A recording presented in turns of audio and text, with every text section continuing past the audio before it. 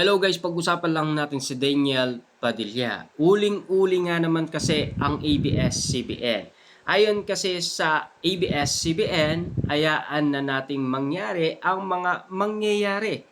Tugon ni Daniel Padilla ang matanong sa estado ng relasyon nila ng incognito co-star niyang si Kyla Estrada.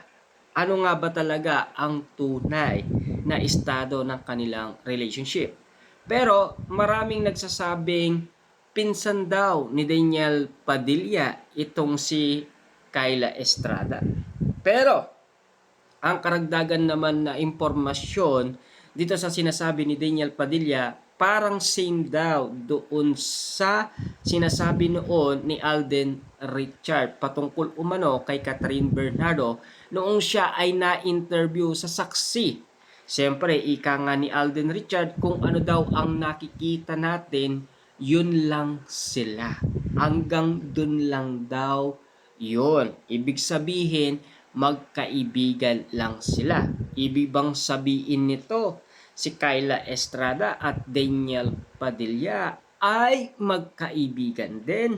Or kakaiba na ang mga kilig na napapansin umano ng karamihan, lalong-lalo na ang mga fans ni na Daniel Padilla at Kyla Estrada. Lalong-lalo na kasi may alik moment at lalong-lalo na may yakap moment pa. Lalong-lalo na kasi nung nasa incognito pa sila, may mga malagkit na titig umano ang dalawa na parang nagniningning daw sa isa't isa. Ibig bang sabihin nito, talagang may kakaiba tinatago umano ang dalawa. Or meron silang sinisikreto na ayaw nilang sabihin sa atin.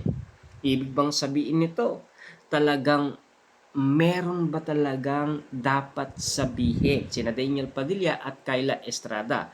Ayon kasi sa ABS-CBN, sa sinasabi ni Daniel Padilla, hayaan na natin mangyari ang mga mangyayari. Ano nga ba ang mangyayari? Sa sinasabi ni Daniel Padilla sa mga napapansin natin at nakikita natin. Ibig bang sabihin, aayaan lang natin mangyari ang dapat mangyari sa mga nakikita natin nangyayari umano kina Kyla Estrada at Daniel Padilla. Yan ang mga kinagulat ng karamihan.